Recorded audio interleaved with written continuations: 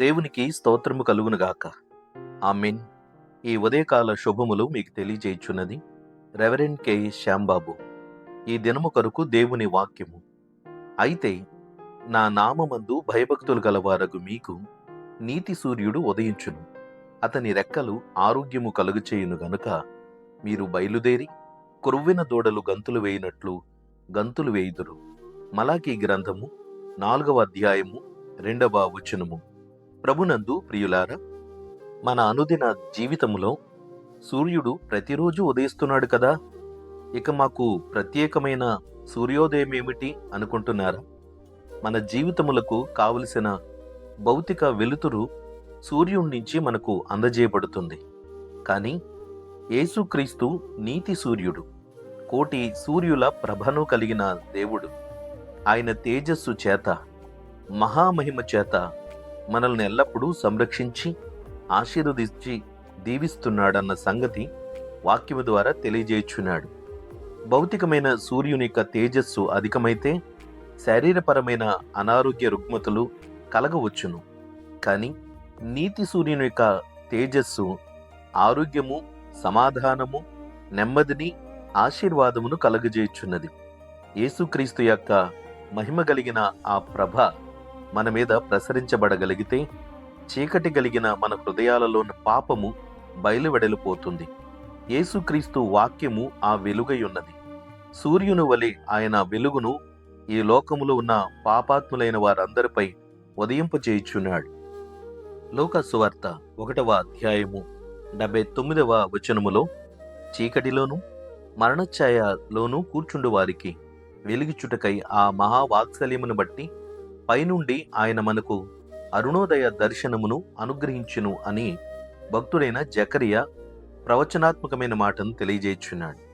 యేసుక్రీస్తు యొక్క ఆత్మీయమైన తేజస్సు పాపాంధకారమైన హృదయములోనికి ప్రవేశించబడగలిగితే పాపము వలన కలిగినటువంటి దుఃఖము, శాపము, వైరాగ్యము వీటన్నిటిని నుంచి మనం విడుదల పొందుతాం.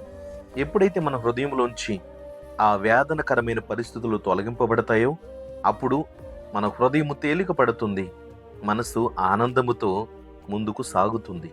ఎప్పుడైతే హృదయము సంతోషముగా ఉంటుందో మన శరీరములున్న ప్రతి రుగ్మత నుంచి కూడా మనం విడుదల పొంది చైతన్యవంతమైన స్థితిని మనము పొందుకొని మునుముందుకు సాగగలం. అందుకని ఆయన యొక్క అరుణోదయ దర్శనము మన జీవితాలకు నూతన తేజస్సును, నూతన ఉజ్జీవాన్ని కలగచేయును కనుక మనము ఆ శక్తిని పొందుకున్న స్థితిలో క్రొవ్విన దూడలు ఎలాగో గంతులు వేస్తాయో అలాగే ఆనందముతో మనము కూడా సంతోషము కలిగి ముందుకు సాగగలం. కనుక దేవుని యందు భయభక్తులు కలిగి అనుదినము ఆయన కృప కొరకు కనిపెడదాం. పరిశుద్ధాత్మ దేవుడు అట్టి నూతన ఉజ్జీవము, నూతన శక్తిని మనకు కలిగిచేయునుగాక. ఆమేన్. ప్రార్థన. ప్రేమగల తండ్రి, ఘనమైన దేవానికి స్తోత్రాలు. మీ ఆత్మీయమైన అరుణోదయ దర్శనమును మా జీవితములలో ఈరోజు కలిగింపజేస్తున్నాం. ఈ దినమును చూడడానికి మాకిచ్చిన ఆయుష్షు, ఆరోగ్యము, క్షేమము కొరకు స్తోత్రాలు. ప్రభువా, అనుదినము నీ వాక్యము చేత మమ్మలను బలపరుస్తున్నావు. మా జీవితములలో ఉన్న అంధకారమయమైన మా హృదయమును మీరు పరిశుద్ధపరచండి.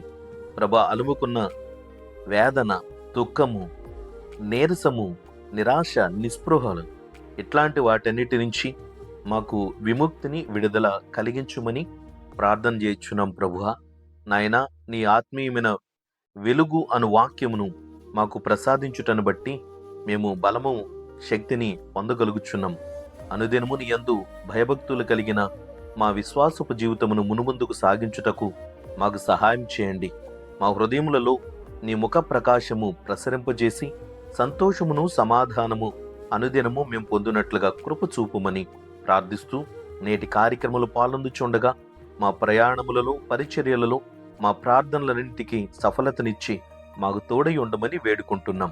ఈ వాక్యం ఆలకించిన ప్రతి వారి హృదయములలోనూ నీ వాక్యమును వెలుగు ప్రసరింపు చేసి నీ సన్నిధిని వారికి తోడుగా ఉంచుమని యేసుక్రీస్తు నామమున ప్రార్థన చేయుచున్నాము తండ్రి. ఆమేన్. తండ్రి, కుమారుడు, పరిశుద్ధాత్మయను త్రియేక దేవుని దీవెన ఇప్పుడు ఎల్లప్పుడూ మీకెల్లరకు తోడయుండునుగాక. ఆమేన్.